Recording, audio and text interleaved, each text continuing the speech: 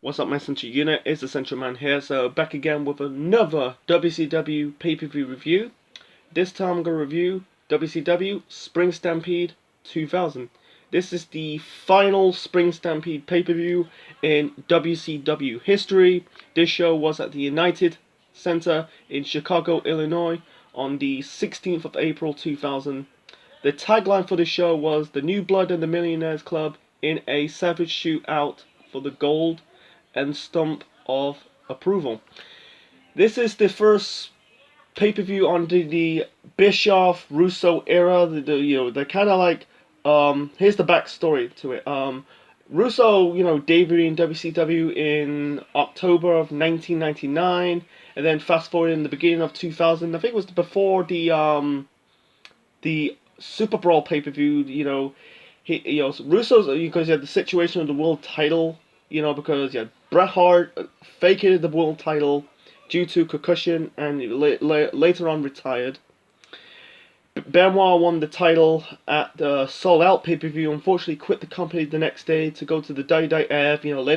Led into the formation of the Radicals. With Benoit, Guerrero, Mancow, and Saturn. So the original idea for Russo, he wants to put the WCW title on former UFC fighter Tank Abbott. Unfortunately, there's rumors that the board from WCW didn't really approve the whole idea of Vince Russo having like a shoot fighter of Tank Abbott winning the world title. So I think Russo got fired or suspended. So he was out on no longer the head booker for the next few months. But fast forward in April, he came back. So they decided to reboot WCW. So every single championships in WCW were vacated. So they were doing tournaments to crown new champions. And also, during this time it was a bit of a faction warfare in WCW. You had the New Blood and the Millionaires Club. The New Blood is basically led by Russo and Bischoff. Basically, they are the young talent, trying to get their opportunity, their big breaks, and also you got the Millionaires Club, was run by Hogan and Flair, Sting. Basically they are the old guys in Luger, Henning. They are the old guys. The holding the talent back. They're the. Unfortunately, they kind of like you thought like the New Bloods are the baby faces and the Millionaire Clubs are the heels. Unfortunately, this was a switcheroo. The New Blood are the heels and the Millionaires Club are the baby faces. So it's what it is. So anyway, the commentators for the show were Tony Schiavone, Mark Madden, and Scott Hudson. So the first match to kick off the final Spring Stampede pay-per-view, we got a three-way tag team match. This is in a semi-final match of the WCW World Tag Team Championship Tournament. We got the Mamalukes, that is Johnny the Bull and Big Vito, taking on the Harris Brothers, taking on taking on Ric Flair and Lex Luger. Right at the time, he was known as the Total Package. Everyone knows, like the previous month's pay-per-view I covered, that was the final uncensored pay-per-view. The Harris Brothers defeated the Mamalukes for the tag team titles. Unfortunately, like I said, they rebooted WCW. The titles are all vacated. So this is the semi-final match of the tag team title tournament, and this was a fun opener. And Ric Flair was wearing street clothes. Not wearing wearing the robes, wearing the trunks. Unfortunately, I don't want to go in the backstory into it. So anyway, it was a fun opener. Wasn't bad, wasn't great. It was a fun for what it is. It wasn't it wasn't bad. It wasn't like super botchy. It was what it is. Basically had Russo on the you called a promo, called Ric Flair Slick Rick, and he called Lex Luger Small Package, and basically had both. You basically had Mamalukes and Harris Brothers beat down Flair. This is more like a handicap tag team match than just a normal freeway tag team match. Flair and Package beating down, really fight off the Mamelukes and Harris brothers. In the end, you had Total Package locked in what's it called, the torture rack on, I think it was on Johnny the Ball to win this match. So Flair and Luger advanced into the finals of the tag team title tournament. Okay, the next match we've got Jimmy Hart versus fucking Mancow. I almost say Mancrow, but this has no business in this pay-per-view. Mancow, his real name is Matthew Eric. He's Mancow Muller. He's not even a fucking. This dude had no business in the ring. He's not even a wrestler. I think he's a radio presenter. And you had Jimmy Hart smacked Mancow in one of his radio broadcasts. So this is the build up to this match. And this, Jimmy Hart has no business in the ring. He's not a wrestler. He's a wrestling manager. It's just what it is. Mancow got the win. Let's move on. And that match was a dud. Anyway, so we got the first quarterfinal match of the WCW United States Championship Tournament. We got Scott Steiner versus The Wall. This match, shit. Wall was not that good. And this match ended in disqualification. You had Wall chokeslam the referee. And yeah, two separate pay-per-views in a row that Wall got himself disqualified. He chokeslammed Bam Bam Bigelow at the final uncensored pay-per-view the following month, or the previous month. And then in this pay-per-view at Spring Stampede, he got himself disqualified for choking the referee. Yeah, it was just nothing special. The Wall's not that good. Let's move on to the next match. And then we got the second quarterfinal match of the same tournament for the United States Championship. We got Mike Awesome taking on Ernest Miller. This is Mike Awesome's first WCW pay-per-view appearance. He debuted the Go Home show to Nitro when he attacked Kevin Nash. He jumped ship. Really, he left WCW. He left ECW while he was the ECW World Champion. So that is the backstory. So, he attacked Kevin Nash while he was the reigning defending ECW title champ holder. Anyway, so originally, you had Bam Bam Bigelow beat down Ernest Miller. I thought it was Mike Awesome versus Bam Bam Bigelow. For me personally, that was starting to be a good match. But instead, I had Ernest Miller super kicked Bam Bam Bigelow. You had Ernest Miller says, "I'm gonna do a dance." He did a dance. Mike Awesome did the clothesline, got the win. This match, Hart versus Mancow, Steiner versus The Wall, another shit match. So yeah, Mike Awesome advanced to the semifinals along with Steiner. Anyway, so moving on to the second semifinal of the World Tag Team Championship Tournament.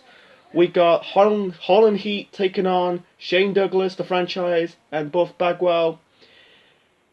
Okay of a tag team. It was a short match, but Big T, still in WCW. He was formerly known as Ahmed Johnson in WWF. It was just what it is. I'm not gonna go into details. It was, you had, I think Douglas hit I think at this time he was doing this gimmick, and he's basically just ripping off Mr. Perfect. He was called the franchise. I think he hits him with a franchise suplex onto Stevie Ray to win this match. They faced Flair and Luger in the final of the tag team tournament. And let's move on. Anyway, and then we've got the third quarterfinal match in the WCW United States tournament. We got Sting versus Booker T. Thank God, this was a good match, man. Two good workers. This match was clean. In the end, you had the Booker hit the axe kick on Sting. He did the spinner Rooney. Sting got the win. Hit the Stinger splash.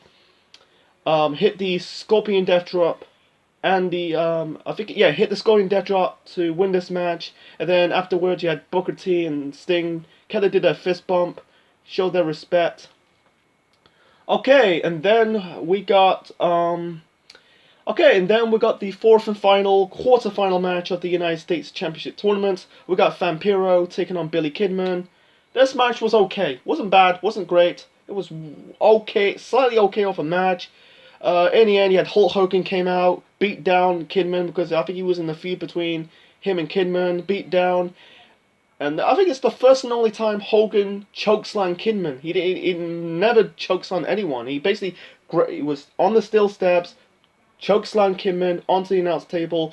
I think he bring him back to the rings. Vampiro pinned him, got the victory. And afterwards, Hogan is on the mic, said, I'm going after you, Bischoff. And he was going after Bischoff. He managed to go into the office room. He grabbed Bischoff for a brief moment, and then all of a sudden you got police officers carrying a bunch of guns, basically trying to kill Hulk Hogan on television, or actually on live pay-per-view. It's just what it is. I'll move on to let's move on to the next match. The next match, we got a hardcore match for the vacated WCW Hardcore Championship. We got Terry Funk versus Norman Smiley. I think it was a bit goofy at some point with Norman Smiley screaming. I thought that was his gimmick. I think his nickname's called Screaming Norman Smiley. So yeah, he was screaming, but it was. I don't say this match was goofy, but it wasn't like brilliant. But it was just what it is. It's just a comedy match. We were fighting in the catering area, fighting in the kitchen. Basically, kind of like, Smiley kind of basically fall into the table. He was hanging on above. There was a pipe near the ceiling, and he kind of like fall off the pipe and land into the table. They kind of dragged him back into the ring. Then he got Dustin Rhodes beat down Terry Funk. In the end, Terry Funk got the win. Basically, he kind of threw the ladder onto Norman Smiley. That was a weak finish. Pinned Norman Smiley outside the ring to win this match and become the new Hardcore Champion. So first time in this pay-per-view, we finally crowned a new champion. Anyway, let's move on to the first semi-final match of the United States tournament. We got Scott Steiner versus Mike Awesome. Okay. You had Kevin Nash interfere. Basically, he kind of hit Mike Awesome with the crutch. This got his revenge from Nitro. In the end, Scott Steiner locked in the Steiner recliner onto Awesome to win this match and advance to the final. And it's a downfall for Mike Awesome. After that, he went on to become the fat chick thriller, and that 70s guy. So, his time in WCW was a living hell. Anyway, moving on to the second semi-final match. We got Sting versus Vampiro. This match was okay. Sting, Vampiro had some offense. Sting got the very upper hand. He just hit the Scorpion Death Drop and applied the Scorpion leg lock onto Vampiro to win this match. So he went on to face Scott Steiner in the finals later on the show. Anyway, and then we got a 6-way match for the vacated WCW Cruiserweight Championship. It used to be the Artists, but instead, like I said, rebooted. All championships was vacated. So we got Chris Candido, Shannon Moore, Lash LaRue, Cobra. Not Cobra, Crowbar, sorry. You got on the manager side, you got Paisley, Charmel, Daphne, and also we got I think this is the debut, or really he had a cameo appearance of Tommy Sitch, better known as Sonny in the WWF. He kind of interfered, kind of knock off, kind of pushed the Artist off the turnbuckle, off the ropes. Chris Candido got the win and become the new Cruiserweight Champion. And then afterward, you had a fight between Paisley and Tammy. Yeah, this was not that good. It's just a mess. It's just what it is, man. It's just basically a mess. It was fast-paced, but at the same time, what a fucking mess, man, to be honest. Anyway, and then we got the finals of the WCW World Tag Team Tournament. We got Shane Douglas and Buff Bagwell taking on Ric Flair and Lex Luger. You got Vince Russo came on commentary. And then during this match, you had Douglas, or really Shane Douglas. He was on the corner doing the punches. He said, "Fuck you, Flair." They got this. I watched it on the network. I'm glad they leave the fuck. I'm glad they did not blurt out the word fuck. And also, during that, during one of the segments on the show, you basically had Russo did a WWF reference to to Dustin Rhodes. They used to be Goldust. Another story, another time. Anyway, so this match was I think this was a bit disappointing. It was okay for what it is. It was good. It was a slightly good for what it is. Russo played a massive part because he's still beef with Flair and Luger. They're represent the $1 Million Club. And Russo's new blood. He kind of have a kind of clash heads with Nick Patrick. Punching around. I think Russo hit he really attacked the referee Nick Patrick, and then also we got Chronic interfered, did the double choke slam onto Lex Luger. Russo really stripped the referee shirt away from Nick Patrick, put on the referee t-shirt, did the 3 count. Yep, Shane Douglas and Buff Bagwell are the new WCW World Tag Team Champions. I'll say, is it a bad match? Not really, but I think it was a bit boring, a bit slow for what it is. But it wasn't cringy. But yeah, it was a dirty. It was. I knew Russo were interfered. But yeah, Chronic. I think this is their return. I think they're returns as separate wrestlers, but debut as Chronic. I don't know. It's just like okay for what it is. So it was predictable that Russo would interfere. Okay. And Chronic went on to win the tag team belts the following month at Nitro. Anyway, let's move on to the next. The next match, we got the finals of the United States tournament. We got Scott Steiner versus Sting.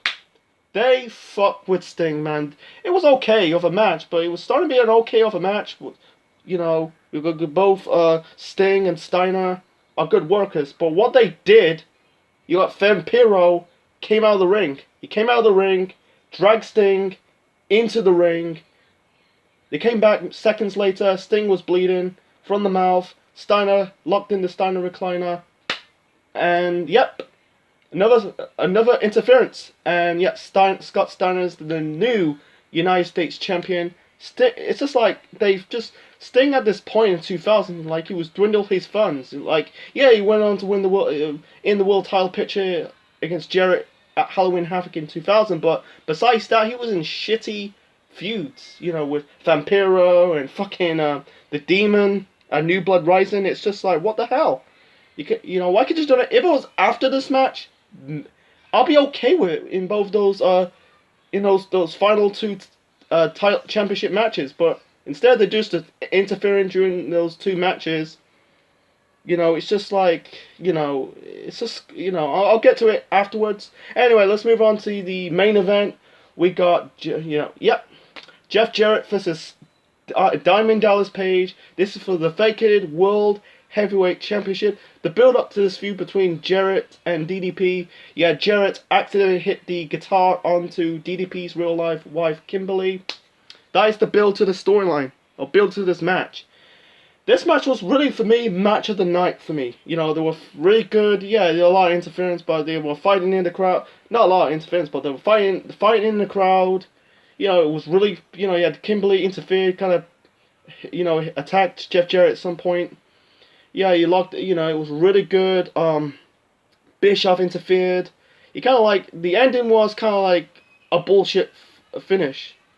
It was a perfect match. Both Jarrett and DDP, they're both 2 good workers, and you basically had I think it was Charles Robinson did this was referee in this main event. Not Russo. Bischoff kind of grabbed the referee. You thought like Jarrett, really Kimberly, you're gonna give DDP the guitar, but instead there was a swerve.